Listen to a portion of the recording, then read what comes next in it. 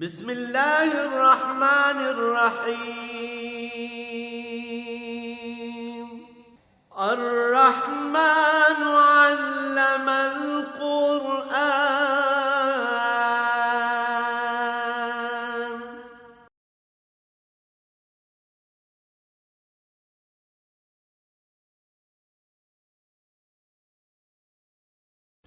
الحمد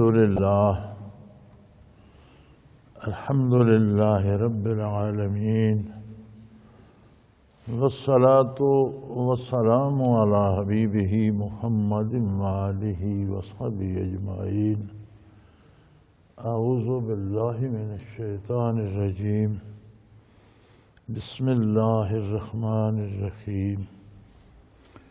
هل أتاك حديث الغاشية وجوه يومئذ خاشعة عاملة ناصبة تصلى نارا حامية تسقى من عين آنية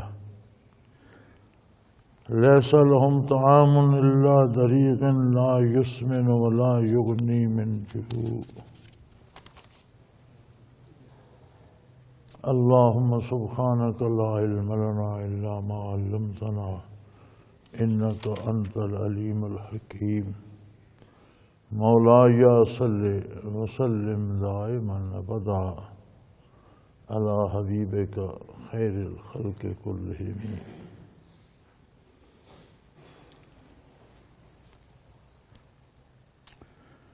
انسان بھی اللہ کی عجیب مخلوق ہے.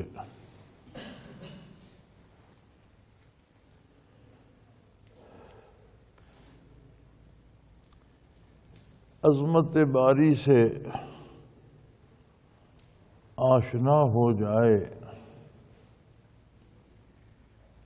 اور اسے اطاعت الہی نصیب ہو جائے تو یہ انسانی درجے کو پا لیتا ہے. ورنہ ہر بندہ خود خدا بننا چاہتا ہے. یہ بڑی عجیب بات ہے.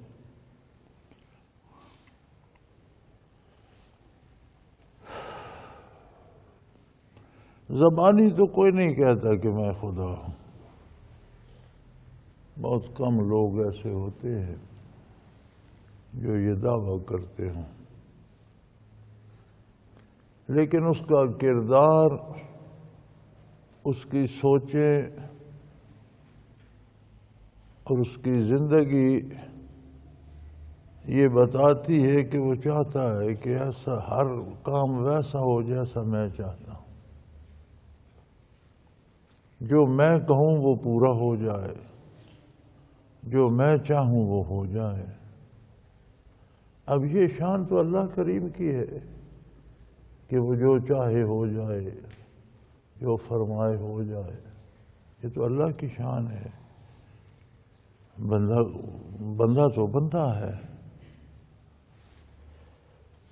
سو اس کام کے لیے بڑی محنتیں کرتا ہے، بڑی کوششیں کرتا ہے، بڑے زور لگاتا ہے. اور اس کام کے لیے دو طرح کی محنتیں ہوتی ہیں. کچھ لوگ مال و دولت جمع کرنے کے لیے محنت کرتے ہیں، جائز ناجائز، حلال حرام، چوری زوری، ہر طرح سے وہ چاہتے ہیں کہ میرے پاس دولت کے انبار لگ جائیں اور جو میں کہوں، جو میں چاہوں وہ ہو جائے.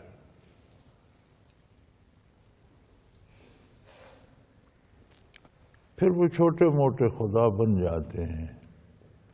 ان کے گرد ایسے لوگ جمع ہو جاتے ہیں جو ہمہ وقت ان کی خوشامد کرتے رہتے ہیں، انہی کے سامنے جھکے رہتے ہیں. جو وہ کہہ دیتے ہیں کہتے ہیں جی بڑا بجا ارشاد ہے، اور اس میں ساری عمر کھپا دیتے ہیں. کچھ لوگ سیاسی قوت حاصل کرنا چاہتے ہیں.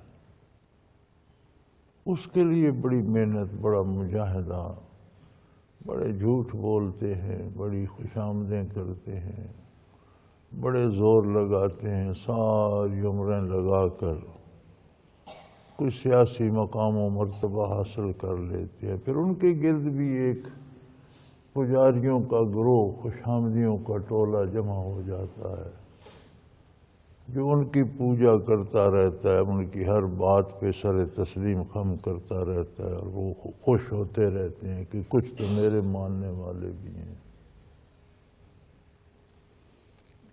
ایک تیسرا طبقہ ہے، وہ کوئی نہ کوئی مذہب کے نام پر چلہ کشیاں کرتے ہیں، بھوک کاٹتے ہیں، جگراتے کاٹتے ہیں، راتوں کو جاگتے ہیں، بڑی بامشقت چلے کاٹتے ہیں۔ مقصد کیا ہوتا ہے؟ جنات کو مسخر کر لوں، جو میں کہوں وہ کریں، پھر جنات کے ذریعے لوگوں کو اپنے قابو کر لوں، پھر لوگ میری خوشامد کریں، میں جو کہوں وہ کام ہو جائے۔ بات ایک ہی ہے کہ تینوں طرح سے خود کو خدا ثابت کرنا چاہتے ہیں۔ وہ بھی بڑی مشقت کرتے ہیں، بڑے چلے کاٹتے ہیں، راتوں کو جاگتے ہیں، بڑی محنتیں کرتے ہیں۔ آتش پرستوں کو آپ دیکھیں، 20 سال، 25 سال آگ کے گرد بیٹھے رہتے ہیں۔ بت پرستوں کو دیکھیں، بڑے بامشقت چلے کاٹتے ہیں۔ یہاں ہمارے یہاں یہ نیلا وان ہے، نیچے بہت گہری جگہ ہے، پانی جاری رہتا ہے۔ یہاں چھوٹے چھوٹے حجرے ہندوؤں نے بنا رکھے تھے، جوگیوں نے، جس میں وہ ہاتھوں اور گھٹنوں کے بل داخل ہوتے تھے، اور بندہ بیٹھ سکتا تھا، لیٹ نہیں سکتا تھا، کھڑا نہیں ہو سکتا۔ چھوٹے چھوٹے گنبد سے بنے ہوئے تھے۔ 40 دانے سوگی کے، 40 دنوں کی خوراک، ایک دانہ سوگی کا روز کھانا ہے۔ جیسا ہم نے سنا ہے، اس وقت ہماری عمر تو اتنی نہیں تھی، کم عمر، بچپن تھا، لڑکپن تھا، لیکن سنتے تھے بزرگوں سے کہ 40 دنوں میں 40 دانے سوگی کے، ایک دانہ 24 گھنٹے میں غذا ہے۔ رات دن جاگ کر بیٹھ کر وہاں چلہ کشیاں کرتے، پرمشقت۔ مقصد کیا ہوتا تھا؟ کہ دنیا مسخر ہو جائے اور جو میں کہوں وہ ہو جائے۔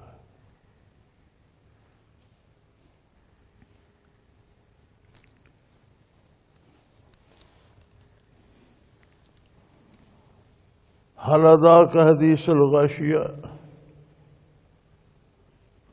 آپ کو اس کی خبر نہیں پہنچی جو ہر چیز کو، ہر ایک کو، ہر فرد کو، ہر شے کو ڈھانپ لے گی، جس سے کوئی چیز بھاگ نہیں سکے گی، ہر شے پہ چھا جائے گی، یعنی قیامت۔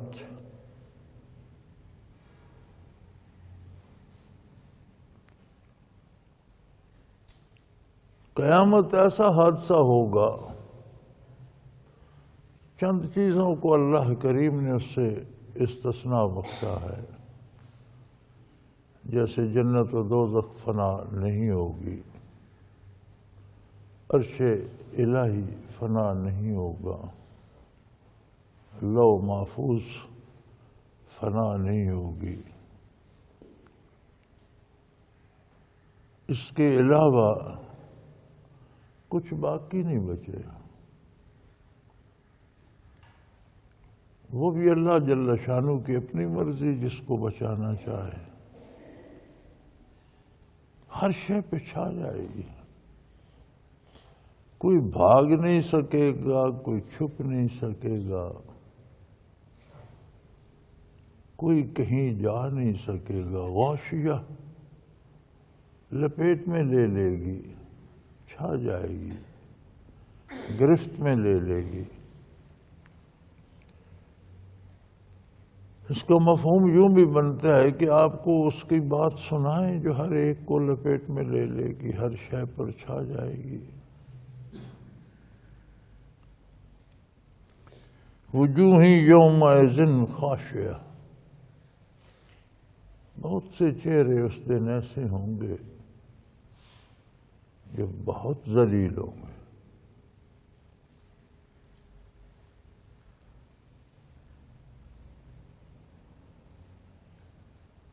بہت رسوا ہوں گے، ان پر ذلت چھا رہی ہوگی،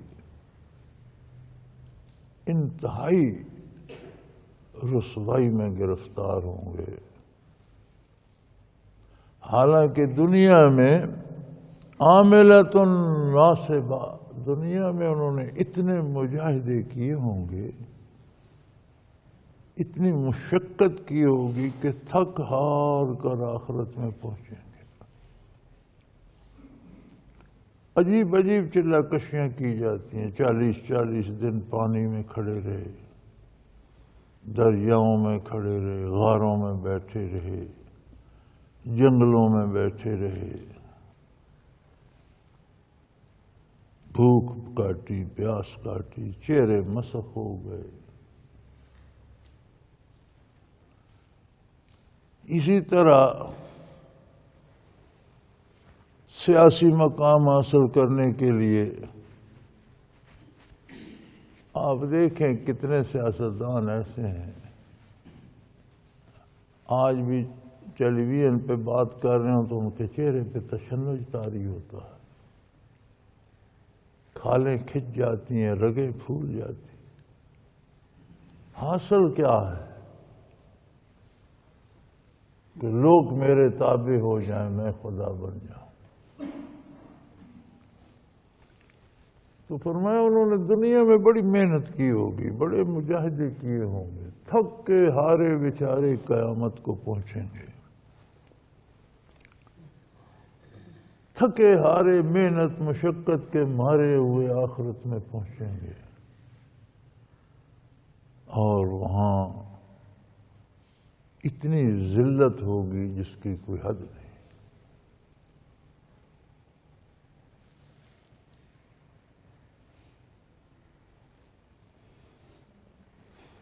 دین بڑی سادہ سی بات ہے، خلاف پیمبر کسے راہ گزید، او ہرگز و منزل نہ خواہد رسید۔ دین سیدھی سی بات ہے، جو نبی علیہ الصلوۃ والسلام نے کیا، جو آپ نے فرمایا، جسے آپ نے پسند فرمایا، وہ کرو۔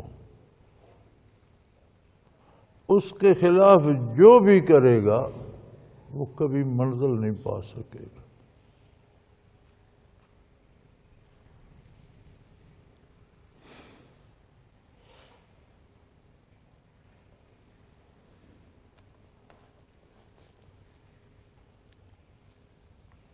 کسی بزرگ نے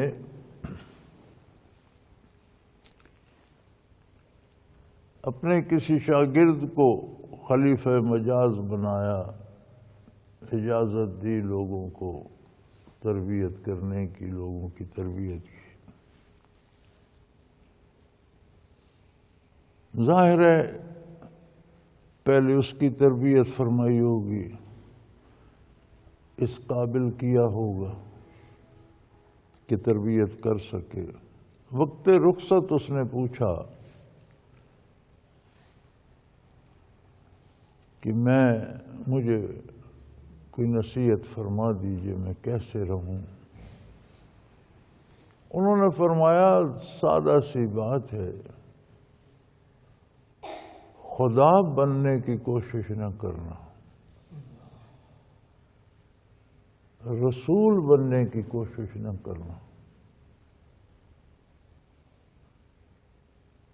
پھر معاملہ سارا درست رہے گا۔ تو حیران ہو گیا، اس نے کہا لیاذ باللہ، کوئی مسلمان یہ سوچ سکتا ہے کہ میں خدا ہوں یا میں رسول ہوں؟ یہ تو کفر ہے۔ انہوں نے فرمایا دیکھو، اندر ایک خواہش پیدا ہو جاتی ہے کہ جو میں چاہوں وہ ہو جائے، جو میں کہوں ویسا ہی ہو جائے، زبانی کہو نہ کہو، یہ منصب اللہ کا ہے، جو وہ چاہے ہو جائے۔ جو یہ چاہتا ہے جو میں کہوں وہ ہو جائے، وہ خدا بننے کا دعویٰ کر رہا ہے۔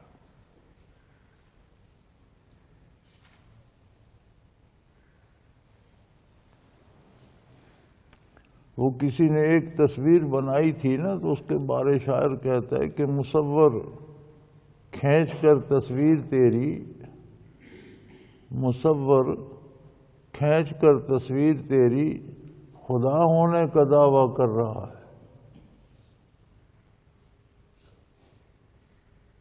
خالق کائنات نے تو کائنات بنا دی، تو اس نے لے دے کے ایک تصویر بنائی جس میں جان بھی نہیں ہے، شعور بھی نہیں ہے، جس کا وجود بھی نہیں ہے، تو یہ اسی پہ خدائی دعویٰ کیے کھڑا۔ تو فرمایا خدا ہونے کی کوشش نہ کرنا، اور یہ آرزو بھی نہ کرنا کہ ہر بندہ میری عزت کرے، ہر بندہ میرا ادب کرے، ہر بندہ میرا احترام کرے، ہر بندہ مجھ سے محبت کرے۔ یہ منصب رسول اللہ صلی اللہ علیہ وسلم کا ہے۔ لوگ تم سے اختلاف بھی کریں گے، مختلف رائے بھی رکھیں گے، تمہارا احترام نہیں بھی کریں گے، تو اس پہ خفا نہ ہونا، چونکہ ہر بندے پہ عزت کرنا جو واجب ہے وہ مقام رسول اللہ صلی اللہ علیہ وسلم کا ہے۔ تو خدا نہ بننا، رسول نہ بننا تو باقی ٹھیک ہے۔ اگر ہم اپنا جائزہ لیں تو یہی دو مصیبتیں ہمیں تباہ کرتی ہیں۔ کوئی خدا بننا چاہتا ہے، کوئی رسول بننا چاہتا ہے۔ کسی کی آرزو ہے کہ ہر بندہ وہی کہے، وہی کرے جو میں کہتا ہوں، اور ہم دیکھتے ہیں لوگوں کے گرد وہی لوگ رہ پاتے ہیں جو ان کی مانتے ہیں، جو خوشامد کرتے ہیں، جو ہر وقت کہتے ہیں جناب آپ نے جو فرمایا صحیح فرمایا۔ عجیب بات ہے۔ یا پھر وہی جو بات بات پہ انہیں سجدہ ریز ہوتے ہیں، جناب بسم اللہ بسم اللہ، کھڑے ہو گئے، بیٹھ گئے۔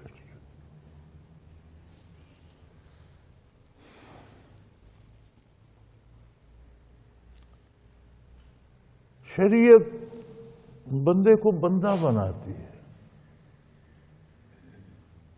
عظمت الہی کا اقرار کراتی ہے، بڑائی اللہ کے لیے ہے، عزت و احترام اللہ کے نبی کے لیے ہے، بندگی عبادت اللہ کی ہوگی، اطاعت اللہ کے رسول کی ہوگی۔ باقی ہم سب برابر ہیں۔ فرق عمروں کا احترام کا ہے، استادی شاگردی کے احترام کا ہے، باپ بیٹے کے لحاظ احترام کا ہے، آداب و اخلاق کا ہے، الوہیت و رسالت کا نہیں ہے۔ تو فرمایا اس کی خبر پہنچی جس سے کوئی بھاگ نہیں پائے گا۔ اس دن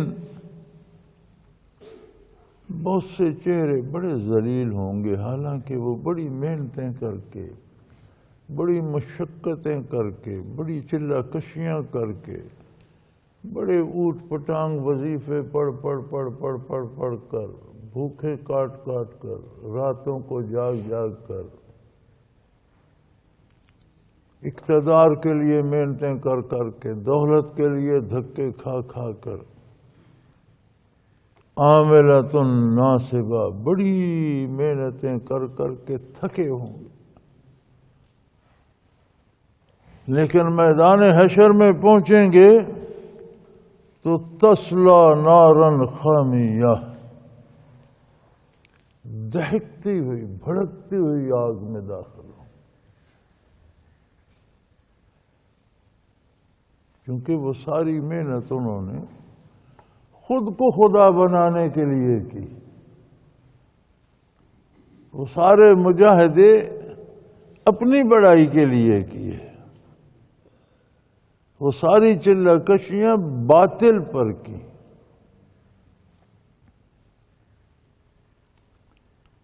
سو خلاف سنت، خلاف شریعت کوئی محنت نہیں ہے، کوئی مجاہدہ نہیں ہے، کوئی ریاضت نہیں ہے۔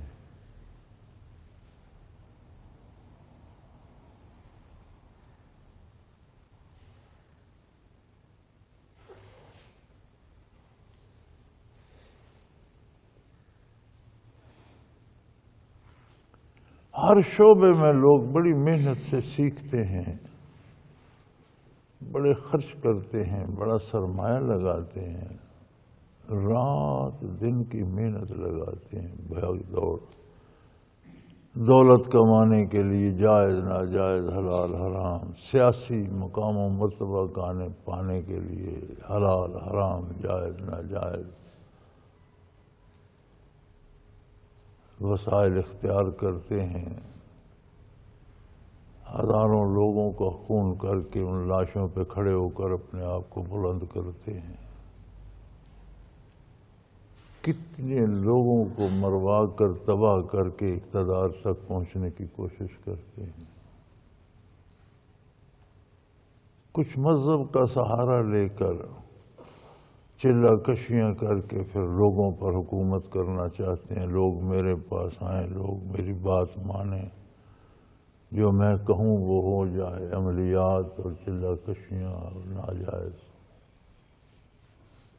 تو فرمایا بڑی محنتیں کر کے، بڑی مشقتیں کر کے، بڑے تھکے ہارے، گرتے پڑتے پہنچیں گے قبر میں، عاملۃ ناصبہ، اتنی محنتیں کی ہوں گی کہ تھکے ہارے پہنچیں گے، تسلا نارن خامیہ، بھڑکتی ہوئی دہکتی ہوئی آگ میں داخل ہو جائے، تسقا من عین آنیہ، کھولتے ہوئے پانی کے چشموں سے سیراب ہوں گے،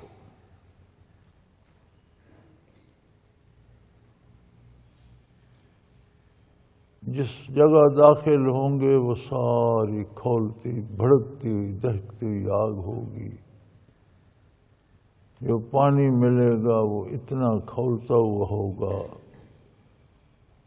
کہ برتن چہرے کی طرف لے جائیں گے تو چہرے کی کھال گل کر برتن میں گر جائے گی، پئیں گے تو انتڑیاں گل کر گرتی جائیں گی، گرتے جائیں گے، کٹتے جائیں گے، بنتے جائیں گے۔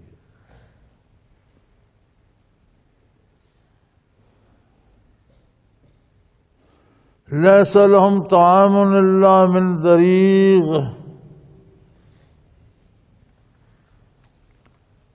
اور جھاڑ جھنکار جہنم کے خاردار پودے،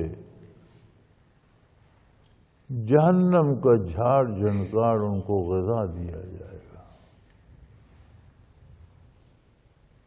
کانٹے دار جھاڑیاں جہنم کی ایذا دینے والی،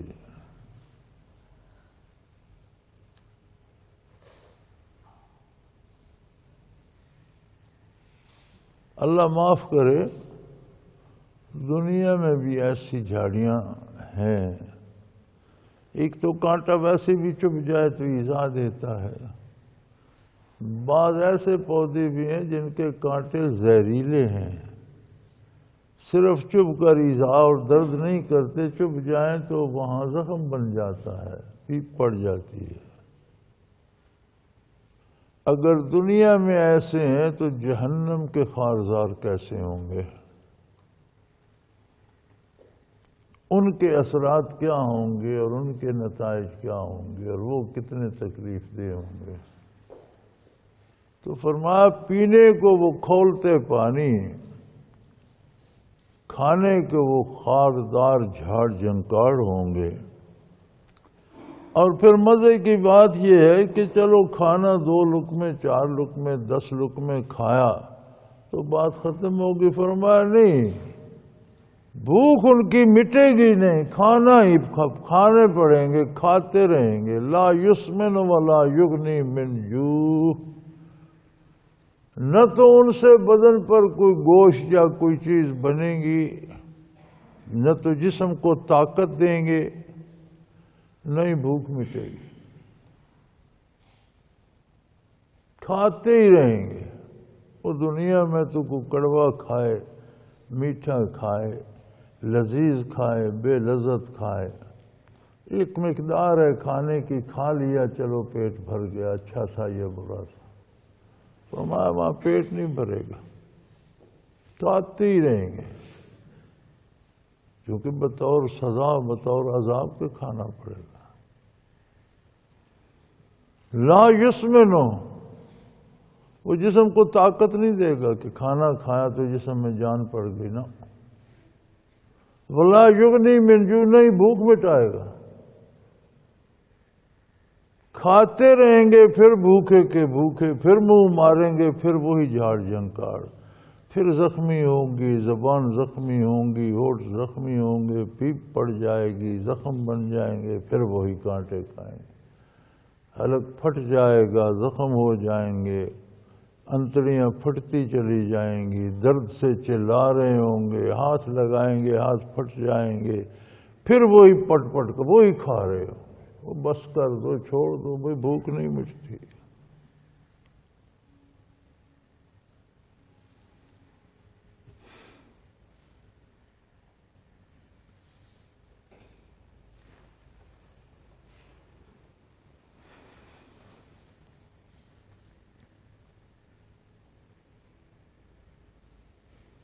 تو یہ سارا دردناک عذاب کس بات پہ ہوگا؟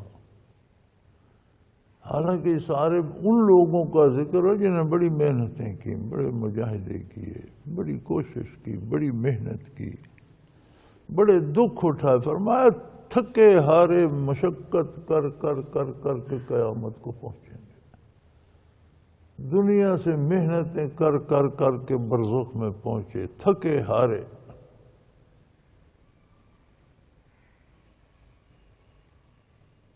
جرم کیا تھا؟ بندے ہو کر خود کو خدا ثابت کرنا چاہتے۔ تھوڑا سا اگر ہم سوچیں، تھوڑا سا ہم غور کریں، ہمارے ہاں ہر گھر میں، میاں بیوی میں، بہن بھائیوں میں فساد مچا ہوا ہے، سیاستدان لڑ رہے ہیں، حکمران لڑ رہے ہیں، اساتذہ لڑ رہے ہیں، ڈاکٹر لڑ رہے ہیں، وکلاء لڑ رہے ہیں، میاں بیوی لڑ رہے ہیں، بھائی بھائی لڑ رہے ہیں، علماء لڑ رہے ہیں، دست و گریباں ہیں۔ کون بچا ہوا کون ہے؟ کیوں لڑ رہے ہیں؟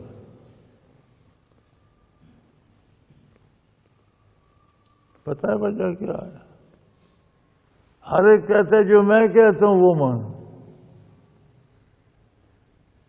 آپ عام گھر کی لڑائی لے لیں، بنیادی سبب یہ ہوگا کہ بیوی کہتی ہے میری مانو، میاں کہتا ہے میری مانو،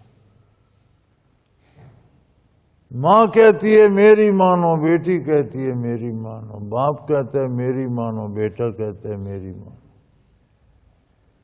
اتنے خدا کہاں گزارا کریں؟ حکومت کہتی ہے ہماری مانو، ڈاکٹر کہتے ہیں ہماری مانو، حکومت کہتی ہے میری مانو، وکیل کہتے ہیں ہماری مانو۔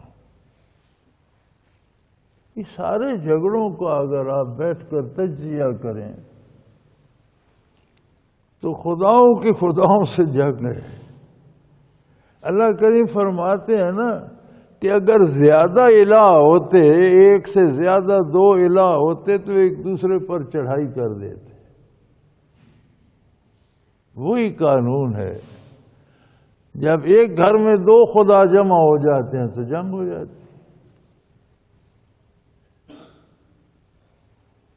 تو کوئی ایک خدائی دعویٰ چھوڑ دے تو لڑائی ختم ہو جاتی۔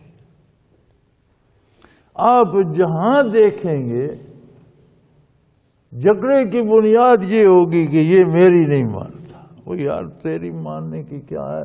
اس بات پہ تو جھگڑا جائز ہے کہ یہ اللہ کی نہیں مانتا، یہ اللہ کے نبی، اس بات پہ تو میں نے تو جھگڑا کوئی نہیں دیکھا۔ کوئی مانے مانے نہ مانے نہ مانے، کہتے ہیں میری مانے۔ کوئی جھگڑا آپ نے کہیں دیکھا کہ کوئی اس بات پہ ہو کہ یہ اللہ کی کیوں نہیں مانتا، یہ اللہ کے نبی کی بات کیوں نہیں مانتا؟ یہ تو ہم بھول ہی گئے۔ اللہ، تو یہ جتنے اوراد و وظائف چلہ کشیاں خلاف سنت ہیں اپنی بڑائی کے لیے ہیں، رضائے الہی کے لیے نہیں ہیں۔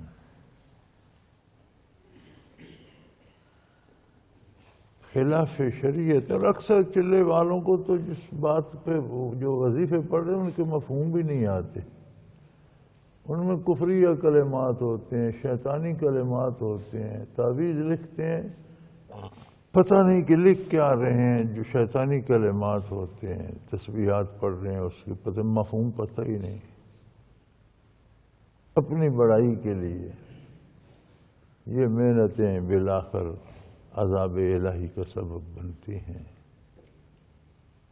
بندے کو بندگی زیب دیتی ہے، بندے کو بندہ ہی بن کے رہنا چاہیے، اس کی دنیا بھی سنورتی ہے، آخرت بھی سنورتی ہے، گھروں میں بھی سکون ہو جائے، ملکوں اور حکومتوں میں بھی سکون ہو جائے۔ اس دہشت گردی کی بنیاد کیا ہے؟ یہ جو بندوقیں لے کر دنیا کو قتل، وہ کہتے ہیں ہماری مانو، وہ خود خدا بنے۔ جہاں کہیں آپ جھگڑے کی بنیاد ڈھونڈیں گے وہاں یہی ملے گی کہ وہ اپنی خدائی کا دعوے دار، زبانی کہے نہ کہے، اندر بات یہی ہوتی ہے جو میں کہتا ہوں وہ مانو بھائی، اللہ کی مانو، اللہ کے نبی صلی اللہ علیہ وسلم کی مانو۔ فلاح اس میں ہے کہ اپنی حیثیت پہچانی جائے، بندہ ہی رہے تو بہتر ہے، اور بندگی صرف دین حق میں نصیب ہوتی ہے۔ وآخر دعوانا ان الحمدللہ رب العالمین۔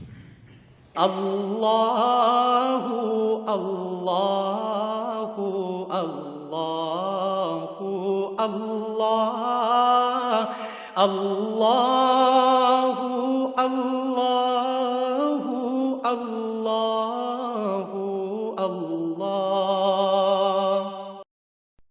حضرت امیر محمد اکرم آوان مد ذلہ العالی دارالعرفان منارہ ضلع چکوال میں سالہ سال سے قرآن و حدیث کے اوپر خطابات کر رہے ہیں اور سلسلہ نقشبندیہ اویسیہ کے مطابق لوگوں کو ذکر الہی کی تربیت دے رہے ہیں۔ وہ قرآن پاک کی تفسیر ترتیب وار بیان کر رہے ہیں۔ تفسیر قرآن کو وہ موجودہ ملکی اور بین الاقوامی حالات کے مطابق بیان کرتے ہیں۔ موٹر وے سے کلر کہار کے انٹرچینج سے نکلتے ہوئے، کلر کہار کی جھیل سے ہوتے ہوئے، میانی، بوچھال اور نورپور سے گزرتے ہوئے دارالعرفان منارہ پہنچ سکتے ہیں۔ حضرت امیر محمد اکرم آوان نے بچیوں اور بچوں کی دینی اور دنیاوی تعلیم کے لیے سقارہ اکیڈمی کے نام سے ایک درسگاہ بھی قائم کی ہے، جس کا افتتاح ملک پاکستان کے صدر جنرل محمد ضیاء الحق نے اپنے دست مبارک سے کیا تھا۔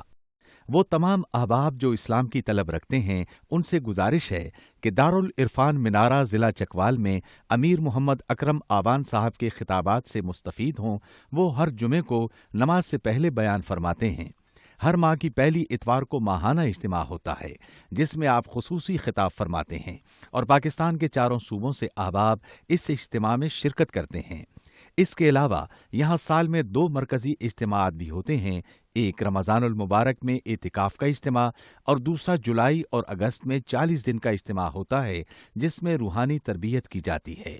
اپنا خون سیماب دے کر اتنا ہم کر جائیں گے، نام آقا کا چمن میں پھر رقم کر جائیں گے۔